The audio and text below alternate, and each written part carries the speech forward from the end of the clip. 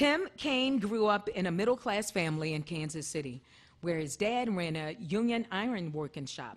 Later, he took time off from law school to volunteer as a missionary in Honduras and taught kids the welding and carpentry skills he learned from his dad's shop. After law school, Tim and his wife Ann moved to Richmond and started a family. Tim began his career as a civil rights lawyer representing people who were discriminated against by banks and landlords, real estate firms, and local governments, anyone who treated people unfairly. Tim went on to become a member of the Richmond City Council and later mayor of the city of Richmond. In 2006, Tim became the 70th governor of the Commonwealth of Virginia, where he steered the Commonwealth through the country's worst recession in 70 years, leading the state to national acclaim. Under Tim's leadership, Virginia won recognition for its business climate, innovative management, and successful strategies for family and children's success. Tim served in the Senate. He's been in the Senate since 2012, where he's kept up his fight to move Virginia forward. He's passed legislation to reduce veterans' unemployment, fund childhood cancer research, provide better tools to deal with campus sexual assault, and expand career and technical education. He's championed equality for women, expanding health care access, common sense gun safety rules, fighting climate change, and criminal justice reform. Ladies and gentlemen, U.S. Senator Tim Kaine.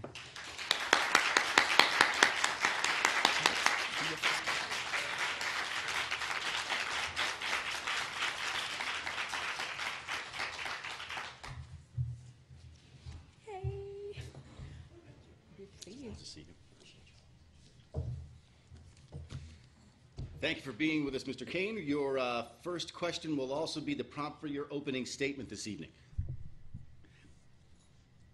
Why should Virginia citizens vote in this midterm election? And more specifically, why should they vote for you? Well, if I could just take that, understand 2-minute opening. I really appreciate being here at the War Memorial, and I appreciate the Clovian one, you guys doing this, and the sponsors, just as we did 6 years ago when I was running for the Senate. I think the elemental values of our country are at stake in this election. There are big existential issues, and I would just kind of describe it this way. The last 2 words of the Pledge of Allegiance are for all. Are we still a for all country or not? We have our kids say those words every day. We want them to say it so they'll memorize it. We want them to memorize it so they'll internalize it and live it. But an awful lot of the example that's being set right now in a divisive climate is not a for all. It's a little bit more about for a few or for some, or even often from the White House for me, for one person. I think that value still really matters, and that's why I'm running, and that's what I hope Virginians will know about me as I run. My campaign is a Virginia that works for all. So it starts with Virginia. I'm on committees, armed services, foreign relations, budget, health, education, labor, pension, that are key to Virginians. But the real thing I do for Virginians is I listen to them. And Virginians either tell me about a problem, did you know, Senator? And they'll tell me something I didn't know that I go to solve. Did you know the veterans' unemployment rate was higher than the national average? Do you know we only spend 1% of medical research for kids? And I go write bills to try to solve the problems. Or Virginians tell me about solutions, and I try to take those solutions to D.C. My campaign is about a Virginia that works. I put work at the center of it. Training the workforce, having a tax code that's fair to working people, doing infrastructure investments to hire people and raise our platform for economic success. But the last piece of it is those 2 words in the Pledge of Allegiance. It's got to be a Virginia that works for all. Not for some, not for a few, not for one. It's got to work for all. I still believe in those values we have our kids pledge to every day. And my life as a civil rights lawyer and elected official, I think, has demonstrated that. And I really look forward to the dialogue. Thank you so much. You want me to go ahead? All righty. Let's start the dialogue then. This first question is about health care. Mr. Kaine, please comment on the following statements posted on your opponent's website. Obamacare is causing millions of Americans to lose their jobs, their doctors, their health insurance, and premiums are at a rise. Obamacare has failed. Corey will work to expand health savings accounts, allow individuals to purchase insurance across state lines, and make health care more affordable and free enterprise centered. And that's on Mr. Corey Stewart's website. Can you expound on that question? Yes, I'd be glad to. And I will say I completely disagree with my opponent on this. I don't think the Affordable Care Act or health care generally is perfect. But because President Obama led an effort with Congress to pass the Affordable Care Act, the uninsured rate is at near the lowest it's been in 50 years. You can't be kicked around by an insurance company because of a pre-existing condition. You can stay on a family policy until you're 26 years old. You can't be charged a different premium than a man just because you're a woman. You can't be limited with lifetime caps if you have a significant illness, be told when you're 18 or 19, we can't cover you anymore. So the Affordable Care Act was a dramatic and positive step forward. It is the case that my opponent is against it, together with the current president. President Trump said he wanted to eliminate it on day one. He's been trying to undertake efforts from the beginning of his administration to take health insurance away from millions, and I believe largely because it was an accomplishment of a president that he's sort of jealous of. And we've had to battle. I'm a member of the Health Committee in the Senate. We've had to battle nonstop with this administration to preserve the Affordable Care Act. I stood on the floor of the Senate in July of 2017. It was 2:30 in the morning when they finally had positioned the vote to take health insurance away from millions and millions of people. The estimate was more than 20 million people. And it was just saved because 3 Republicans, Susan Collins, Lisa Murkowski, and in a last-minute vote, John McCain, voted with Democrats to preserve health care. So I completely disagree with my opponent on this.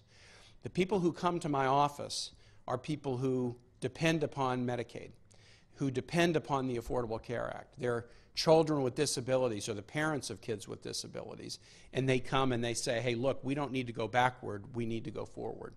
So let me tell you what I would do, because I do think we're not in a state where we're yet perfect. No, healthcare costs are still too high, and too many people still lack health insurance. And so what do we do to move forward? So in the Senate, first thing is I focus on medical research. I had a family, the Miller family, parents of a youngster named Gabriella Miller, who came to me right when I was in the Senate and said, hey, Senator, do you know only 1% of all medical research goes to kids' conditions? Their daughter, Gabriella, had died of cancer at age 11. And I said, really?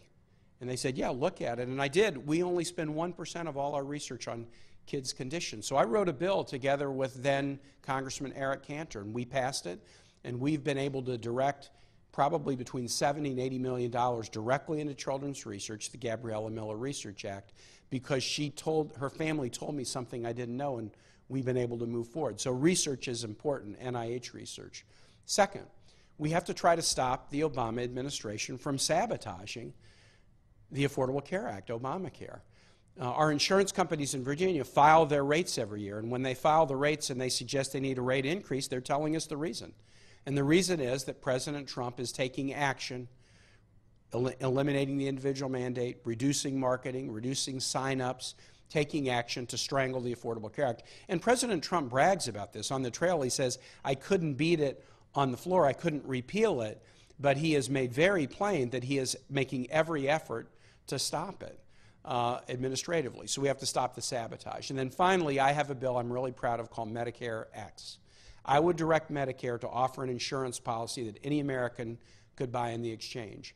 Medicare doesn't have to cover a profit margin, return to shareholders, pay taxes, pay fancy salaries, advertise on the evening news.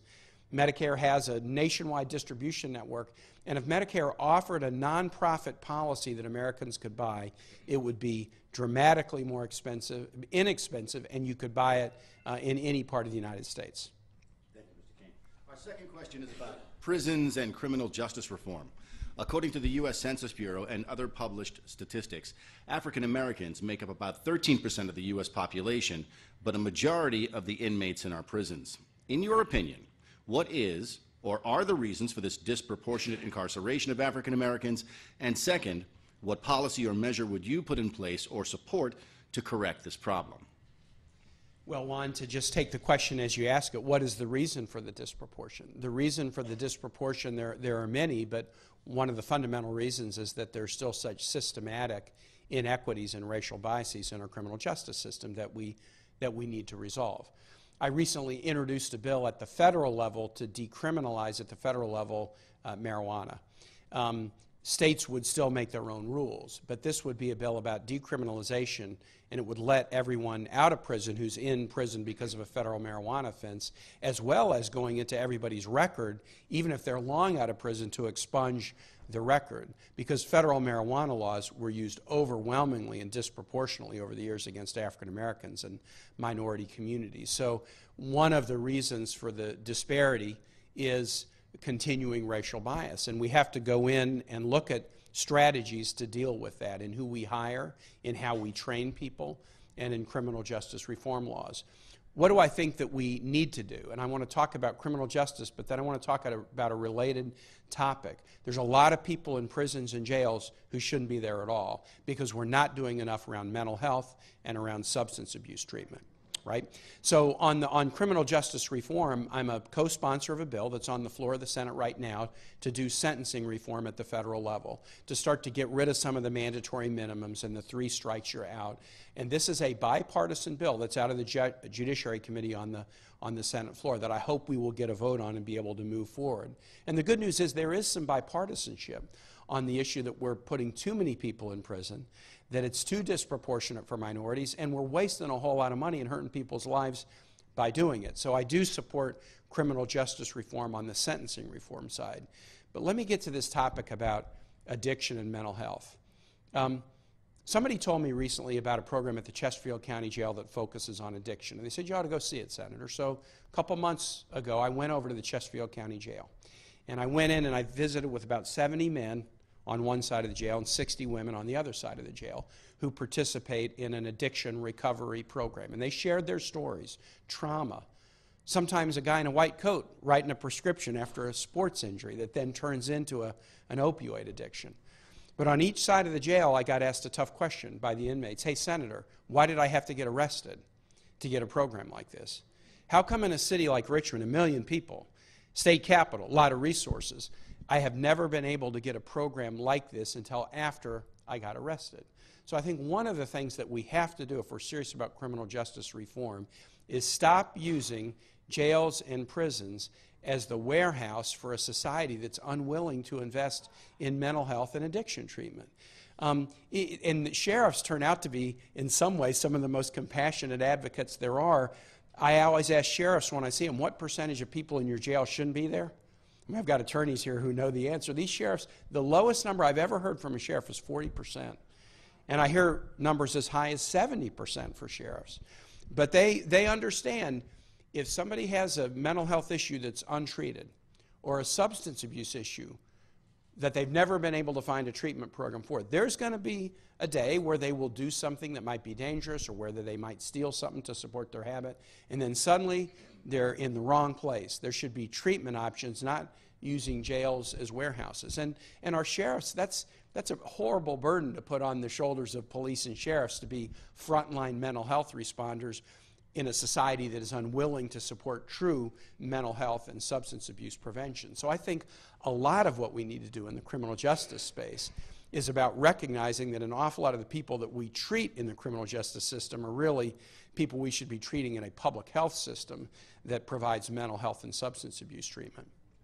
Thank you, Mr. Kaine. In other words, more treatment centers over correctional centers. Let's move on to the next question. When it comes to Virginia, what will you do to help assist our citizens who live in public housing to transform from poverty to wealth building or home ownership? Well, Clovey, as some of you know, my work in Richmond before I got into running for city council in 1994 was as a fair housing attorney. So I tried a lot of cases, but about 2/3 of what I did was representing people who were denied housing either because of race or family status or disability. And I also did a lot of work, and I see a friend here, Carla, nice to have you here, work together in a wonderful program over at Gilpin Court for kids who live there to try to give them educational support. So a lot of my work before public life was about housing, and then as a city councilman and mayor, and as governor with the VHDA, our next door neighbor right here at the War Memorial, I worked on housing issues. So what do? There's a number of steps that we need to take. I mean, first, housing costs are just too high for most. If you're spending more than 1/3 of your income on housing, you are spending too much and it's pressing out other costs, and a higher and higher percentage of Americans have to spend more than a third of their income on housing. So part of the strategy has to be to produce more housing options. How can we do that? Let me give you a couple of ideas. First, as a fair housing attorney, there is a kind of discrimination that is still really pernicious in the housing field. We make it illegal to discriminate against somebody on the grounds of race or national origin or religion or gender. But it's still legal to discriminate against somebody based on the kind of income they're bringing to the table. So many apartments will turn away people who have Section 8 vouchers, where Section 8 will give them a voucher every month to pay for the apartment. But owners will say, I don't want a Section 8 tenant. I think we should change the federal fair housing law to make discrimination based on the kind of income you bring to the table as illegal as discriminating against somebody on the color of their skin. My staff and I are working on that bill now, and I just met with affordable housing advocates in Northern Virginia to talk about how we might do that. So that's one thing we need to do to expand options. Second thing, I mentioned the Virginia Housing Development Authority. One of the best programs in the country for promoting more low-income housing, affordable housing, is called the Low-Income Tax Credit. And it's a tax credit program at the federal level that gets allocated to states, and then states allocate those dollars to developers who are willing to build affordable housing in communities all over Virginia. I am a co-sponsor of a bill to both modernize and reform, but also expand the low-income tax credit so that we can build more affordable housing all over our communities. No longer should we be thinking about building all the affordable housing packed in together. No, we should be giving people choices to live in any neighborhood where they want, because depending on where you work, you want to be able to live near your work or near your kid's school, and we have to give more choices. So the bill that I have with, this is a bipartisan bill, Maria Cantwell of Washington, Orrin Hatch, it is an important bill to expand housing options. I'll never forget my first client as an attorney. I had been brand new at the firm, and somebody came looking for a do-good cause, and they give it to the new guy. You know, I'd been there for a couple weeks. Lorraine was her name, and Lorraine was just exactly my age, and just like me, she had just moved to Richmond and just gotten a job and just gone out to look for an apartment. And I had done the same things, and I had had a real positive experience. But Lorraine was turned away from housing because of the color of her skin. That was the first case that I took on my own, drafted, filed, settled it. But I'll never forget, in interacting with Lorraine, what had for me been a real positive experience, finding my first apartment that left me excited about the community I'd moved to. For her had been a negative experience, and it taught me the power of discrimination, but also how important housing is in somebody's life. Housing isn't like a physical thing. It's not like a possession. Housing is almost more of an extension of your personality, and so we have to provide more options. We'll move on now to education. The state of New York has passed the Excelsior Scholarship, the nation's first tuition-free degree program, which makes college free at both 2- and 4-year school free at 2- and 4-year colleges for students from households making less than $125,000 a year. Will you support such a policy on a national level, and if not, why? Juan, I'm very open to supporting something like that. I wasn't familiar with the Excelsior program, but some other states do things like it. And let me just jump right into education, and I'll start with higher ed, but then I'll talk about K-12 too. I started the day at John Tyler Community College. I went over to interact with John Tyler students who are veterans or who are military families to talk about their particular needs. And the burden of cost for those who are trying to get a college degree is way too high right now. I think most people know that college debt now is greater than credit card debt. And college debt exceeded credit card debt in the country a few years ago. And it's not uncommon to find people into their 40s still, or even later, paying off college debt. So we need strategies to bring costs down.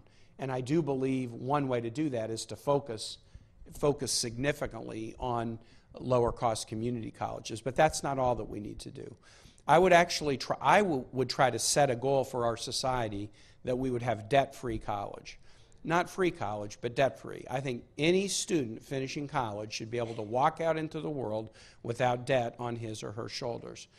those like me, I could afford college for my kids. So I didn't need federal assistance to pay or governmental assistance to pay, and there shouldn't be a government program that helps me educate my kids when I can afford it, because if they helped me, then they would be taking money away that some other family needed it. But I think we ought to set the goal of debt-free college for all children so that they can leave college debt-free. How do you do that? Well, you have to vigorously increase the Pell Grant and Stafford loan programs, which I do, which I have supported and will continue to, including supporting it over massive proposed budget cuts in these programs by the Trump administration. That's one thing. Second, you need to enable more young people to do what I did. My parents had a hard time affording college for me, the oldest of three, because my dad had just started a business. By the time my two brothers went through, the business was doing fine.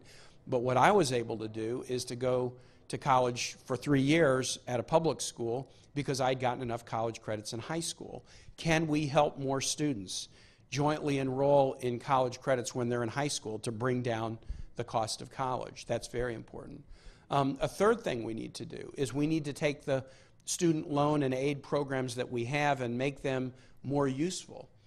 Do you know right now, if you qualify for a Pell Grant, you can only use it in a 14-week semester-length course. If you wanted to use it for an 8-week, 9-to-5 welding training program, you couldn't. We treat careers in technical education as if they're second class. My dad was an iron worker and welder. If we have financial aid programs to help people get skills, we ought to be able to use them to help people become computer coders, welders, allied health professionals, shipbuilders. We should be able to use the federal programs to enable it. So on the cost side, there's a number of things we can do. The last thing I'll say on cost is this. Do you know the laws in this country will allow you to use the bankruptcy code to either bankrupt or renegotiate a loan on a yacht, a loan on a casino, loan on a vacation home, but you can't use those laws to renegotiate student loan debt. We've walled off student loan debt and said you can't use the bankruptcy laws to go in and try to renegotiate and say, hey, I can't pay that, but can you make a deal with me? I'll renegotiate the loan. Why do we let people use the bankruptcy laws to get out of loans on casinos and private jets and yachts and hotels, but not on student loans? We should allow those with student loans to also have the ability to use the common tools to renegotiate if they're not able to pay off their loans. Thank you so much, Mr. Kaine. We're going to shift to gun violence. According to data from the U.S. Centers for Disease Control and Prevention, 620 children in Virginia and 26,000 nationwide were fatally shot since 1999. What policy or policies will you support to help combat gun violence in Virginia and in the nation as a whole? This is a topic that's a painful one. I bet it's painful for a lot of people here. It's a painful one for me. When I was on city council and mayor, starting in 1994, Richmond had the second highest homicide rate in the United States when I started. And I'll never forget being a brand new councilman and being called to Gilpin Court that when I represented where there had been a murder of 5 people, 5 of my constituents, including little kids. And being at that crime scene started a time of going to just too many crime scenes and too many wakes and too many funerals. And also the things I remember most were like going into church basements where homicide victims' family support groups were meeting to hear from their experiences. Well, that was a painful time in Richmond. But through the pain, we learned some things. We did some things that brought homicide down by about 60% and violent crime down by 50% over 6 to 8 years, working with state and federal partners. You can help bring down gun violence. Then I was the governor when the shooting happened at Virginia Tech. 32 families, people wiped out in an instant, and many, many injured. And again, through the pain, I put a panel together to look at everything that went wrong, and we found a lot of things that went wrong. Mental health issues, campus security notifications. But one of the things that went wrong was that the deranged young man, who if he had been receiving mental health treatment could be safe, instead he wasn't receiving treatment and he was violent. He was able to get weapons that he should not have been able to get. He was legally prohibited from getting them, but he got them because we didn't have a background check system that worked. I came into the Senate right after the shooting in Newtown, Connecticut. It happened between my election day and when I came in. And my worst day in the Senate was standing on the floor of the Senate with the Newtown family sitting in the gallery above me, many of them with Virginia Tech families sitting right next to them, holding their hands to give them support.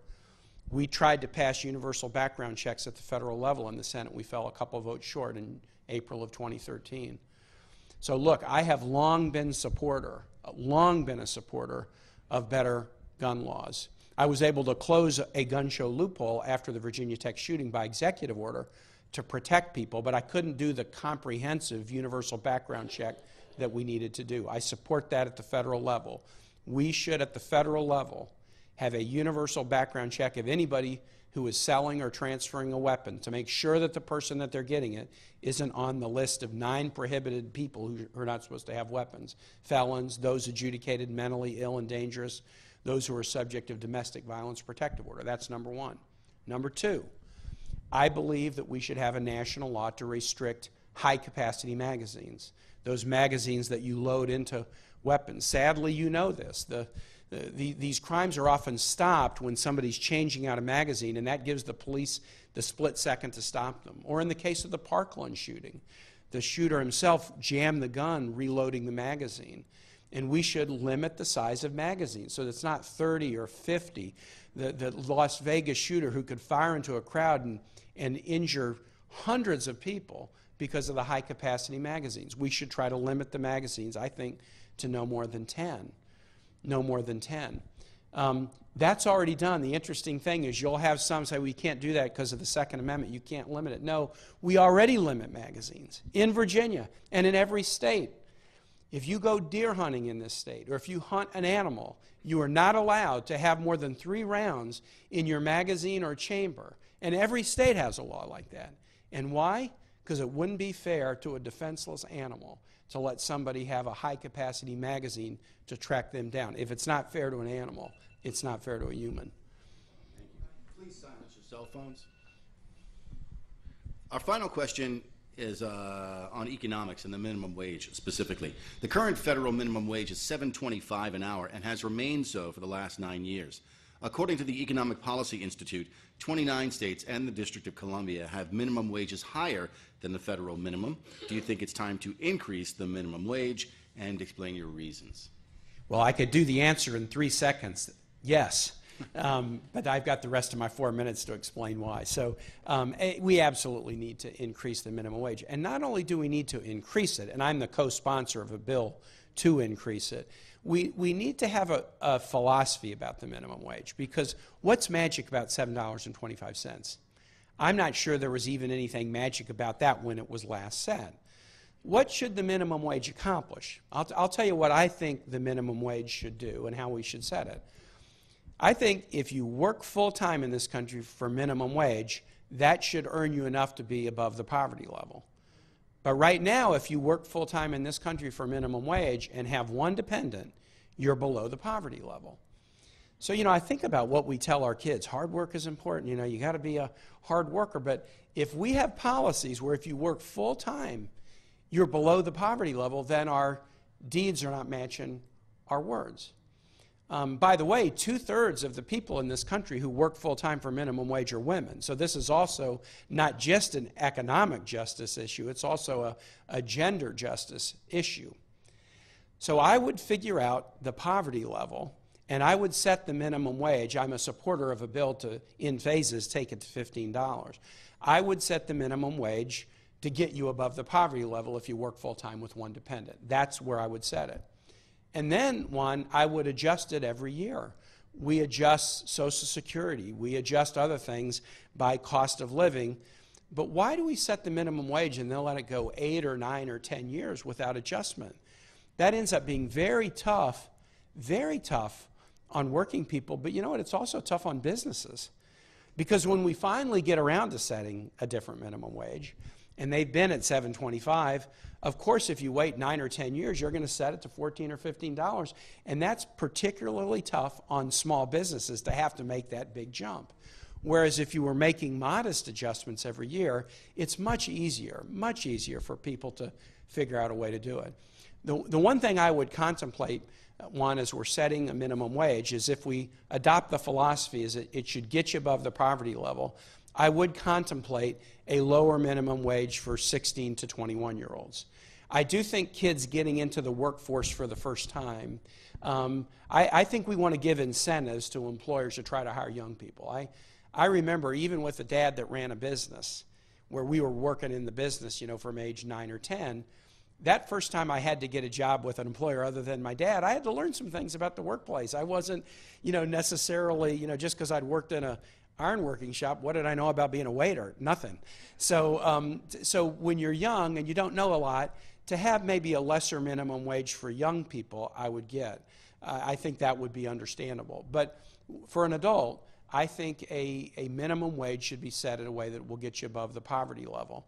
And then we should be able to adjust it slightly every year rather than wait 8, 9, or 10 years to do it.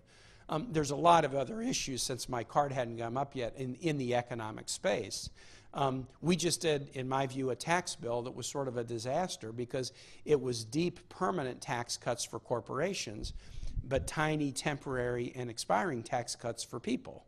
If we're going to try to honor working people, we cannot treat corporations better than individuals. We can't treat those who make their money by investment better than those who make their money by wages and salaries.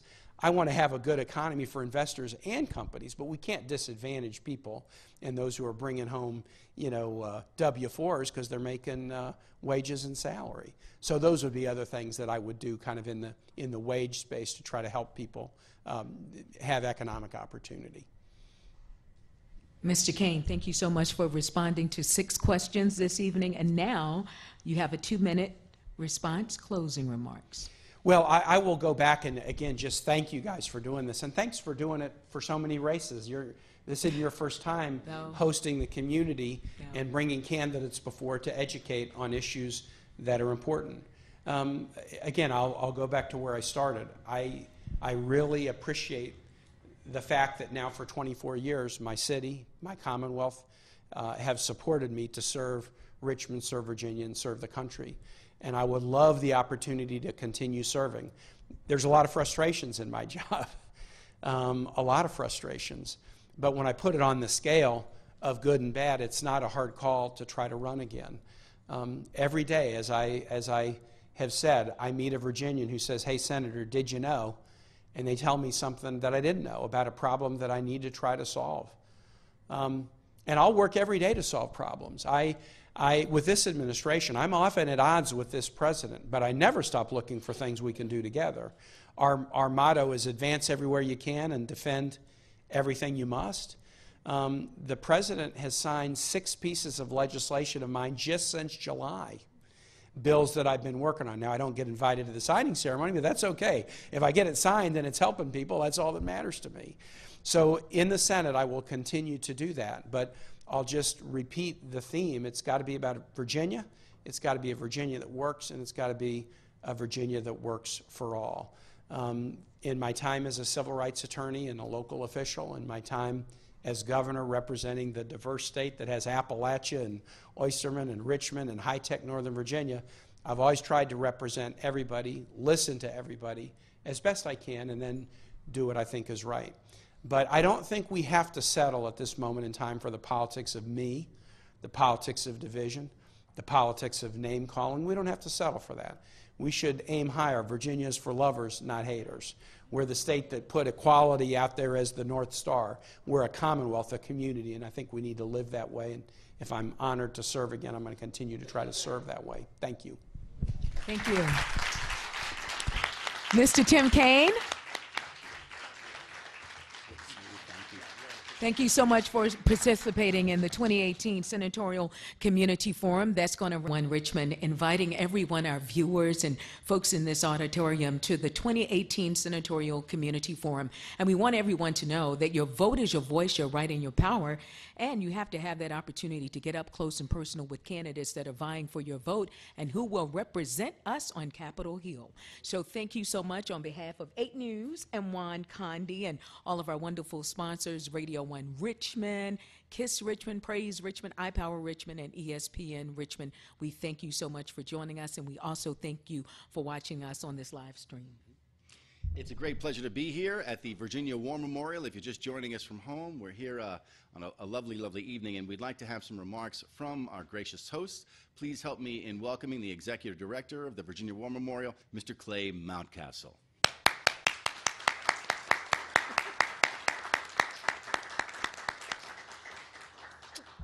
All right. All right. Well, I tell you what, let's get behalf of Yanni Clay. Rude. Let's get Yanni Rude from Radio 1 to come on up and we give are. some remarks.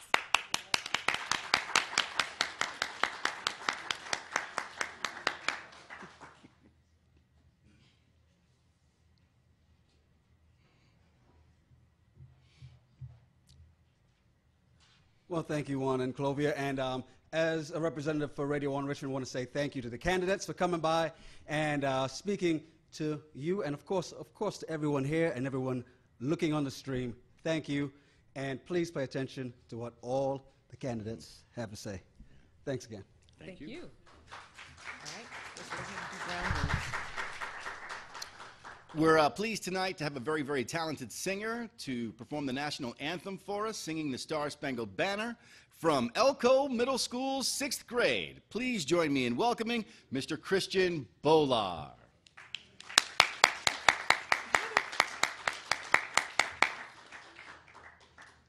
Calling Christian.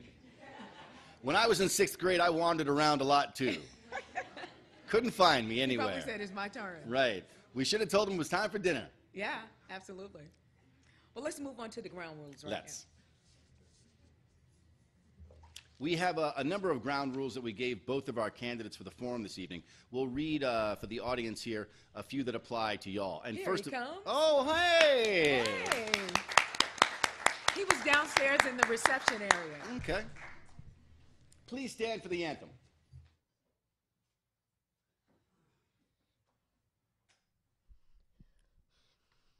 Oh, say, can you see by the dawn's early light what so proudly we've held at the twilight's last gleaming, whose broad stripes and bright stars through the perilous fight o'er the ramparts we've watched were so gallantly streaming, and the rockets' red glare, the bombs bursting in air, gave proof through the night that our flag was still there. Oh, say does that star-spangled banner yet wave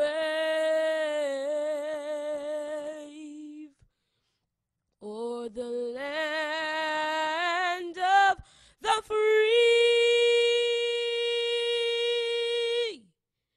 and the home of the brave?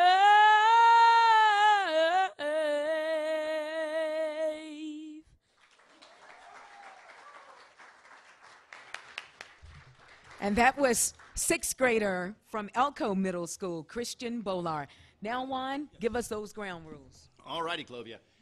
First thing is everybody should silence their cell phones so that everyone can hear what the candidates are saying this evening. After our introduction, the candidate will be referred to as Mr. out of respect for each. There are going to be a total of 6 questions in this evening's forum. The moderator will pose the question to the candidate. The candidate will provide a 4-minute response. Time limits on statements and answers will be strictly enforced this evening. In fact, our timekeeper is going to be giving signals to our candidates, a 30-second signal, followed by a 10-second signal with the other placard, and then a stop.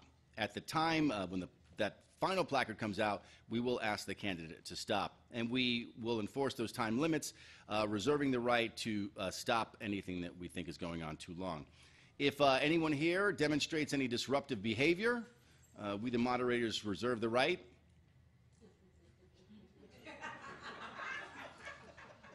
to ask you to leave. That won't be necessary this evening. We also reserve the right to restate a question that may be unclear for the candidate. Outside of professional cameras, photographers, I should say, or camera crews provided by our sponsors or by 8 News, no one here can use flash cameras during our presentation this evening, or any camera that is motor-driven that may cause a noise that would distract the candidate from giving an answer. All right. Oh, keep on going? Yeah, let's keep on going. All right, so we're very pleased tonight to have with us Mr. Corey Stewart, and we're going to read the bio that he sent to us from his campaign. Corey Stewart is currently the at-large chairman of the Board of Supervisors in Prince William, the second largest and fastest growing locality in Virginia. During his term as chairman, Corey passed the largest tax cut in the county's history, leading to a 30% lower tax bill than any other locality in Northern Virginia, while continuing to hire more teachers, police officers, firefighters, and investing in infrastructure, leading the largest local road building program in Virginia. Corey's kept taxes and spending low, saving residents $205 million and securing a AAA bond rating for the county, one of only 36 jurisdictions in the entire nation to do so. Prince William is ranked the #1 locality in job growth in Virginia and #3 in our nation. Corey is best known for implementing the nation's toughest crackdown on illegal immigration, resulting in the county turning over more than 8,000 criminal illegal aliens to the U.S. Immigration and Customs Enforcement Service, ICE. That led to a 48.7% drop in violent crime. Corey's father was a longshoreman and instilled in his son a work ethic at an early age. Corey earned an academic scholarship and graduated from Georgetown University School of Foreign Service. He was the first member of his extended family to graduate from college. After that, Corey earned a law degree from William Mitchell College of Law, where he graduated magna cum laude. Corey now works as an international trade attorney with his own practice. Corey and his wife of 24 years, Maria, reside in Woodbridge, Virginia, with their 2 sons, and they're currently hosting 3 foreign exchange students. Corey and his family are parishioners at St. Elizabeth Ann Seton Catholic Church in Woodbridge. Ladies and gentlemen, please join me in welcoming Mr. Corey Stewart. How you doing?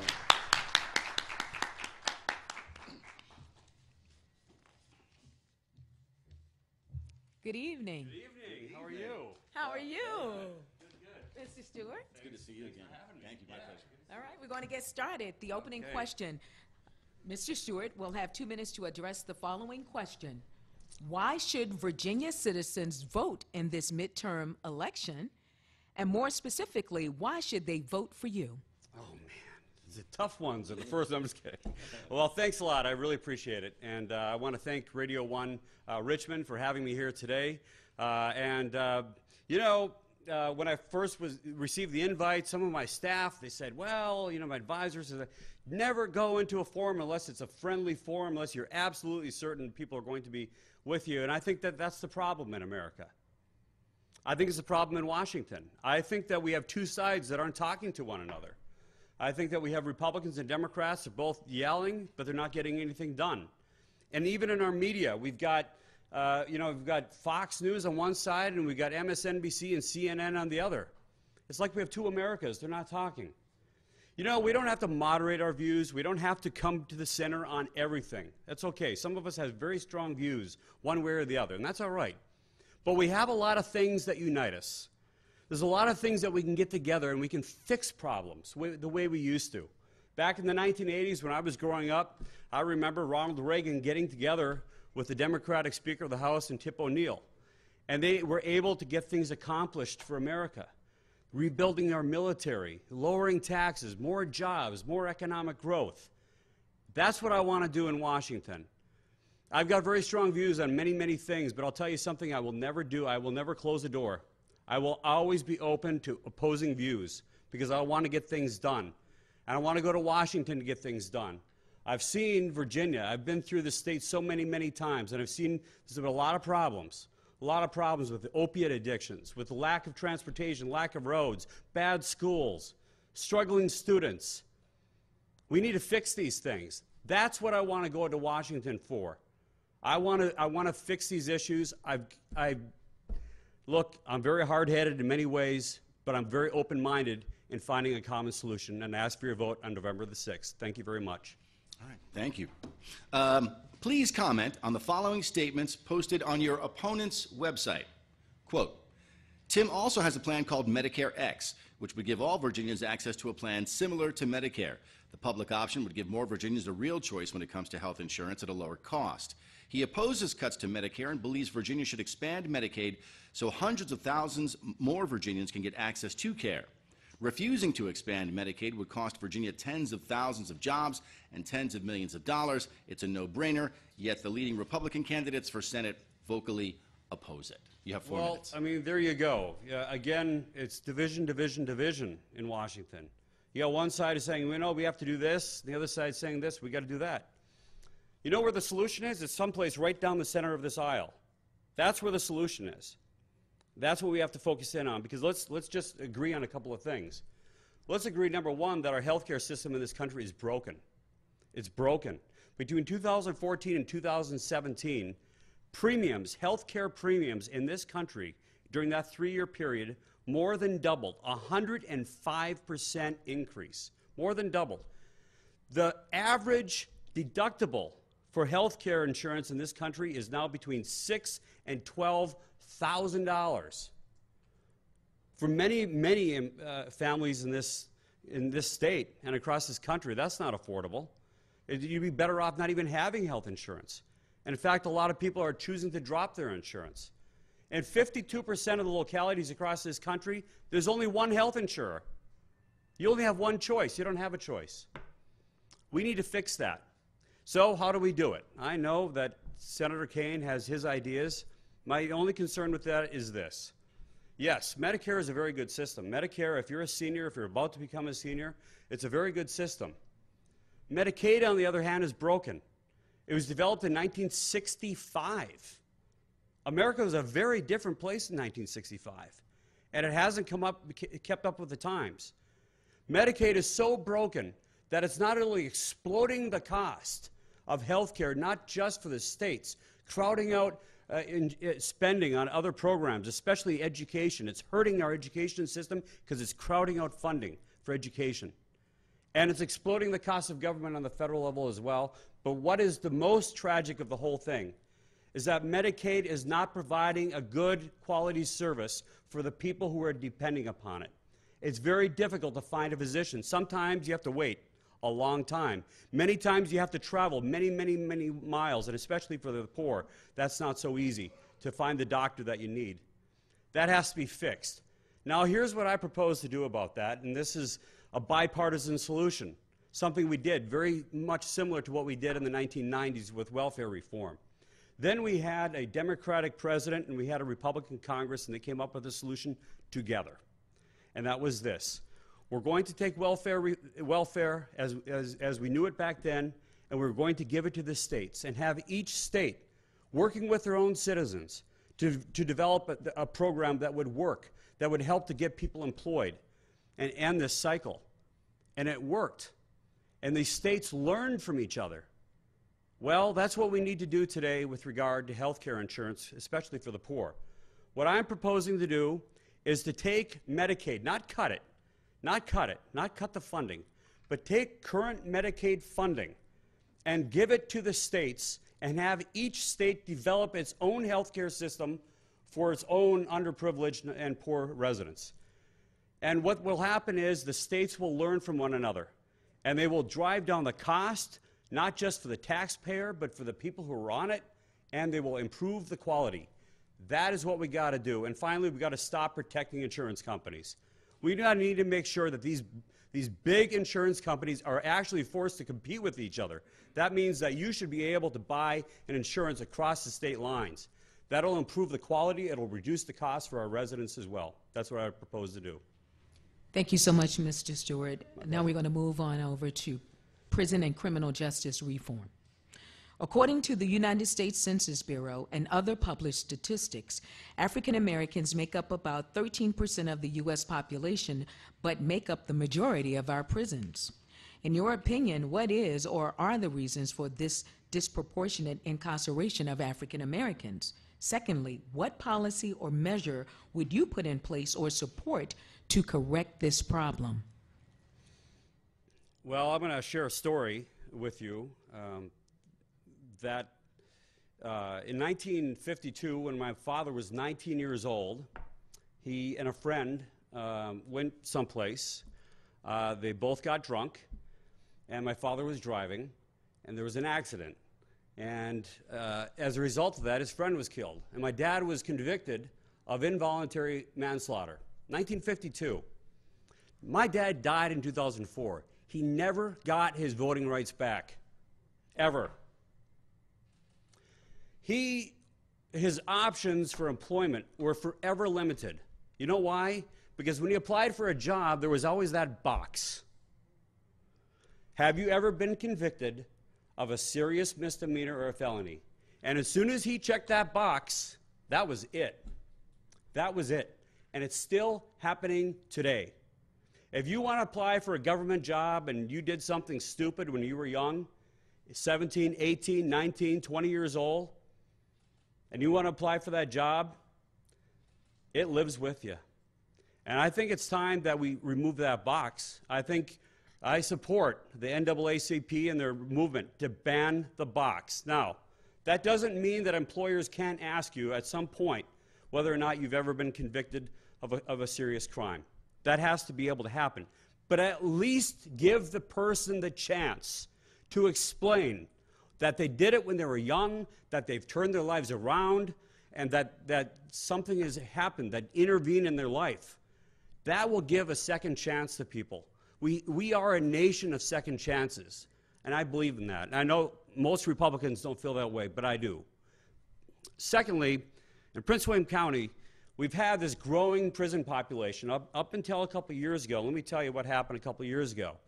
We saw that our jails were being filled up with people who had mental illness or substance abuse problems. They weren't bad people. They weren't criminals at heart. It's just that they got hooked on drugs or hooked on alcohol, or they've got some mental issues that have never been addressed. And so what we did is we trained our police officers, our sheriff's deputies. We trained the people inside of our court system to recognize it, to recognize if somebody early on, as soon as possible, that you pull this person over and you realize, you know something, that person may be struggling with some mental health issues. That person may be struggling with some substance abuse issues. And so what we do now is we divert them. We take them out of the criminal justice system and we move them in and give them the treatment that they need. You know what that's done? And we've allowed them to stay at home as they get that treatment. That has not only dropped our percentage of our citizens who are incarcerated, it has brought down the cost for the county as well, but it's also allowed people a second chance. And that's what we have to do. It's not enough that we just do it in one county, not just in Prince William County, but we need to do that in every locality across the state because, you know, our prisons are not the right place for people who are addicted to drugs, have substance abuse problems, or have mental health issues. And by the way, I don't think it's right. And I know that a lot of Republicans don't agree with this, but that's just too darn bad. And that is this. I don't think somebody should be in jail because they smoked a joint, especially when it's a kid. I don't think it's right. And that's why I believe in decriminalization of marijuana. I think that, you know, we certainly don't want to spread the use of it, but I don't think that somebody should be put in jail for the mere use of marijuana. Wonderful. Thank you. We'll move on to a question about housing. When it comes to Virginia, what will you do to assist our citizens who live in public housing to transition from poverty to wealth building or home ownership? You know, in the county that I governed, home values were rising so fast, 2003, 2004, 2005, 20%, 30% a year. And people were getting into these, sucked into these huge mortgages for these, relatively modest homes in Prince William County. And then the housing crisis came. And not just to Prince William, but we're a fast-growing community, almost 500,000 people, growing very, very fast.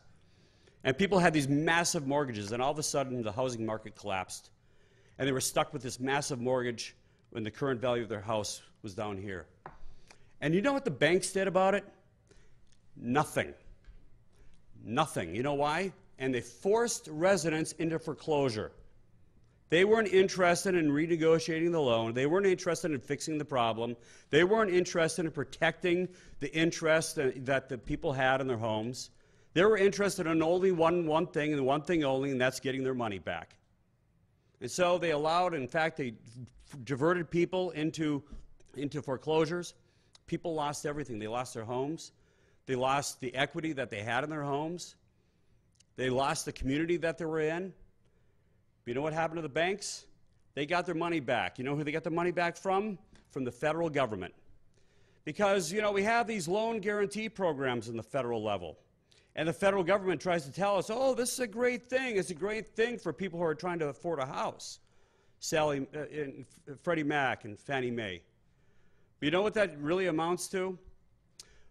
It amounted to inflation, artificial increase in the cost of homes. Because suddenly you could afford a much bigger loan because of this federal guarantee. But all that meant is he had a bigger debt. He had a bigger mortgage. And when you couldn't afford those payments anymore, or the house value dropped, you lost it. You lost everything. And that's what's happening today. And now the federal government is again considering working together and merging these two entities under one entity with a federal guarantee. You know why they're doing that?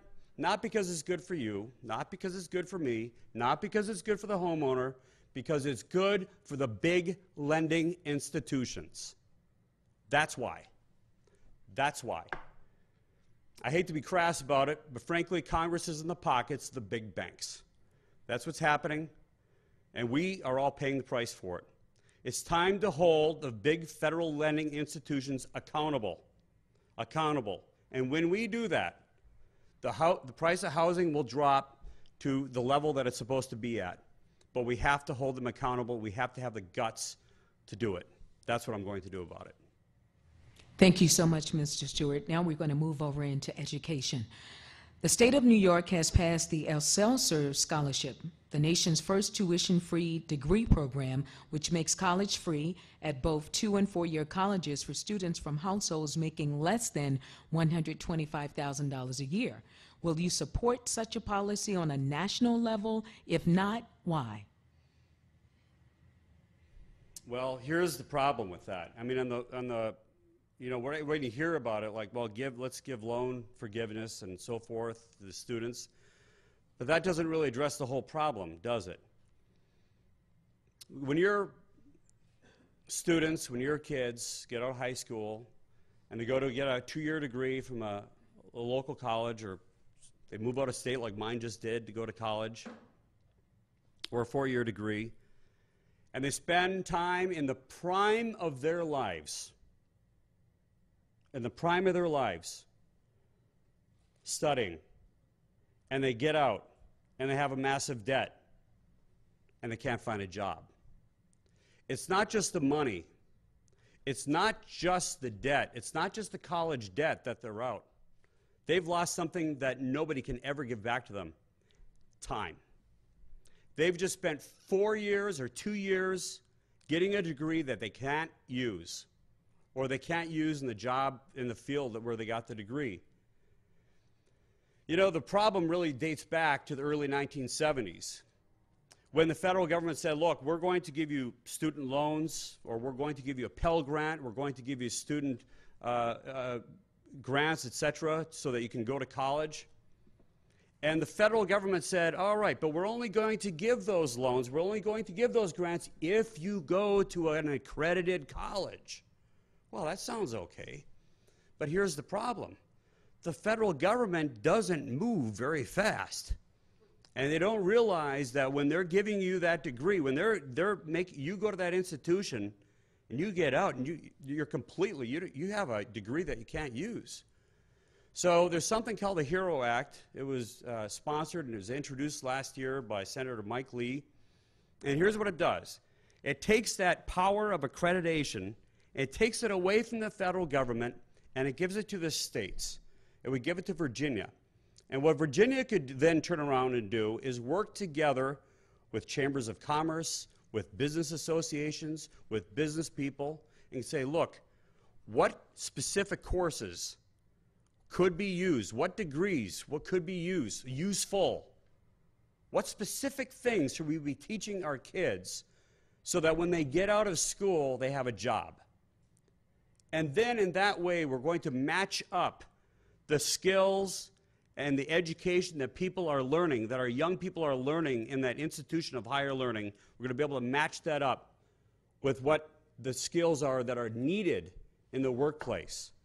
That's how we fix this problem.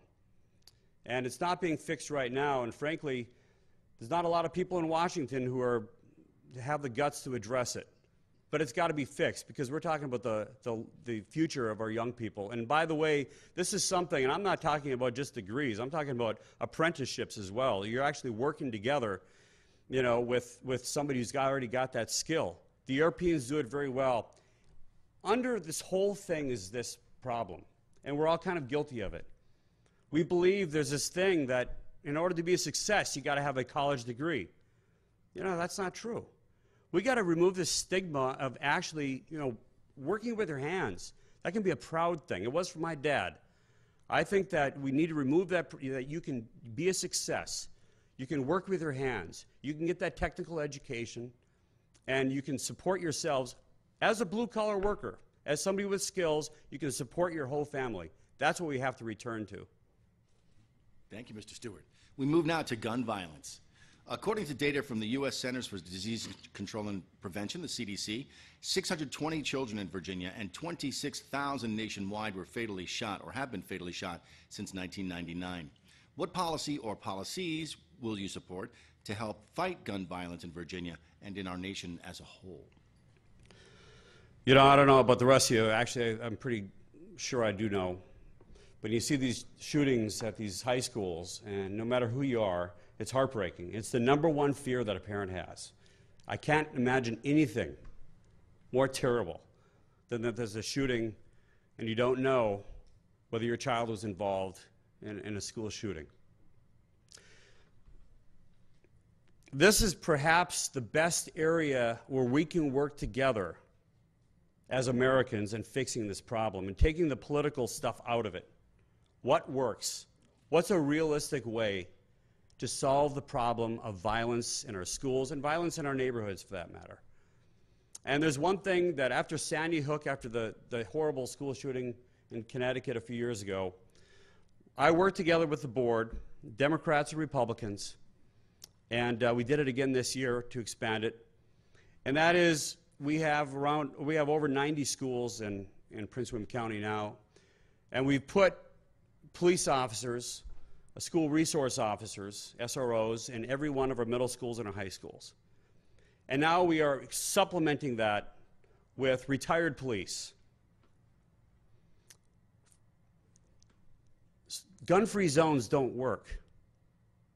They've never worked. Think about it. If somebody is going to go into a school and with the intent of harming kids, are they really going to stop because there's a sign out front that says gun-free zone? Why don't we protect our money that way? Why aren't there gun-free zones in front of bank buildings instead of armed guards?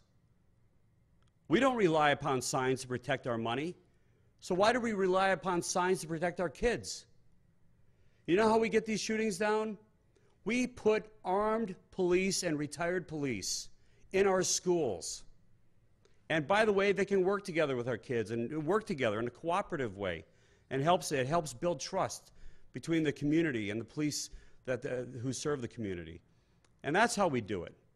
That's how we do it. And that's how we're going to do it, because it does two things. Number one, if there's a police officer who's trained he can stop the shooting if it starts. And number two, it's a deterrent. Because right now, these cowards go up into the schools and shoot up the place. They know it's a soft target. They know there's nobody in there that's going to stop them. But if they think that there's an armed guard in there, they're going to think twice. So that's how we do it. That's the short-term way, and that's the realistic way. And I got that passed a couple of years ago, and now we're doing it with retired police, the first one in the states in Virginia in order to do that. But it's not enough to do it in one county. It has to be done nationwide. Not every school district, not every community can afford to do it. And I think there's a federal role in making sure that all of our kids in every community, no matter whether it's rich or poor, that that community is protected, that those kids are protected inside of our schools. Thank you so much for responding, Mr. Stewart. Here's a final question. Minimum wage.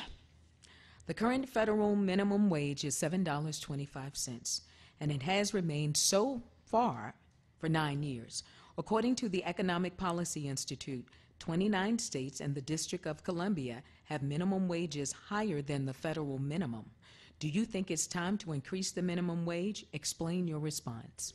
Well, I just don't think it works. I mean, if you look at the economics of it, it just doesn't work. We can't regulate that people get paid what a certain level. That doesn't work. The way you do this is that you have to have more jobs. Now, we are in the middle, we are at the beginning of a massive growth in this country. Unemployment right now is at the lowest level in 52 years. It's at record level lows for African Americans and Hispanics, the lowest unemployment rate ever. Real wages are growing, and this is without any minimum wage. Real wages are growing at the fastest clip in 22 years. But let me tell you something that's very important. We've lost our manufacturing sector in this country. You know, you can't be a prosperous country unless you make things. Because even ultimately, whatever service you're in, ultimately it depends upon somebody making things. And what happened was 20 years ago, and it was Republicans and Democrats alike, but it was the elites in Washington. They negotiated away the manufacturing sector of this country. And when you travel across Virginia, you see boarded up shops, abandoned roads. You see where young people have left, there's no hope. And you know why? Because the big shots in Washington decided that that was okay. That it was okay that everything we buy at Walmart is made in China. They thought that was okay. We're not making things anymore. Why? Is it that American workers are not as efficient as the Chinese or the Europeans? No, it's not true. American workers are the most efficient and productive on the face of the planet. So you know why we're losing manufacturing jobs? Because of unfair trade agreements. Now, I know this because that's the field I'm in. I'm an international trade attorney. Let me tell you, let me give you one example. If you want to import a foreign-made automobile from Europe into the United States, or from China for that matter, into the United States, we charge a 2.5% tax, 2.5% tariff on that automobile, 2.5%, less than 3%. But if you take an automobile that was manufactured in Detroit or manufactured anywhere else in the United States, and you want to export that car to Europe, you know what they do? They charge a 10% tariff. And if you want to export that automobile to China, the Chinese charge a 25% tariff on that car. So you know why we've lost our manufacturing sector? Because the America and Washington, D.C. has failed to stand up to our trading partners. The only way we're going to fix this is to stand up and say, look, you need to drop those barriers. You need to allow American-made goods that were manufactured in Virginia and anywhere in America, you need to allow those in. Because if you don't, there's going to be repercussions for you. And that is, we're going to slap those tariffs on their products. That's what we have to do. That's how we bring back manufacturing. That's how we're going to make it possible for a person as a blue-collar worker who's working in a factory to support themselves with good income and get a job and support their whole families the way it was in the 1950s and 60s. That's what we got to do, and I will stand up to it. All right, thank you. We're now going to give you, thank you very much for your time, a chance to make a 2-minute closing statement, Mr. Stewart. Okay, well, first of all, thanks again. Really appreciate this time. You know, for 12 years, I've been governing the second largest locality in the state, Prince William County. It's very, very fast growing. It's the first majority-minority county in Northern Virginia. It's 55% minority.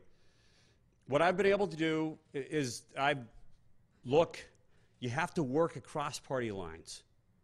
You have to work with people who may have different ideas than you, different backgrounds. That's what I've been able to accomplish. And that's why the people of Prince William County have elected and re-elected me 4 times. I'm elected by the whole county, by the way, almost 500,000 people of all backgrounds, of all races. I've been able to get things done. And that's what I can do for you in Washington. I'm not going to go up there as a Republican or as a Democrat. I'm going to go up there as somebody who's bound and determined to get things done, the way I've done in Prince William County for the last 12 years, dropping crime, dropping taxes, building more parks, building more roads. Isn't that what we need in Virginia? Isn't that what we need to get things accomplished? No more of this partisan bickering. I'm so sick and tired of these excuses. Well, I'd like to do this, but the Republicans wouldn't let me. Well, I would like to do that, but the Democrats won't let me. They voted against it. That is just so tiring. And you know, when you're in local office, and any of you who've ever been in local office, they'll tell you, you can't use that excuse. You're responsible for getting the job done. And when you elect me on November 6th, that's what I'm going to do. I will get the job done. I keep my promises. I will work with you to make the quality of life in Virginia better. I will help to bring back manufacturing jobs. I will make sure that those jobs come with good, livable wages. I will improve the transportation in this state. I will support our veterans. I will work with you, and together we will prosper. Thank you. Mr. Corey Stewart, thank you so much for participating in the senatorial forum. We would like to thank all of our sponsors, ABC 8 News, Radio 1, Brent A. Jackson and Associates PC, Jimmy Massey Law Firm, Michelle Collins Robinson Research, and we want to thank our instrumentalists. Both are 11 years old, Kenya Saray, the drummer, and Christian Bolar, the keyboardist tonight. Again, thank you so much for coming out.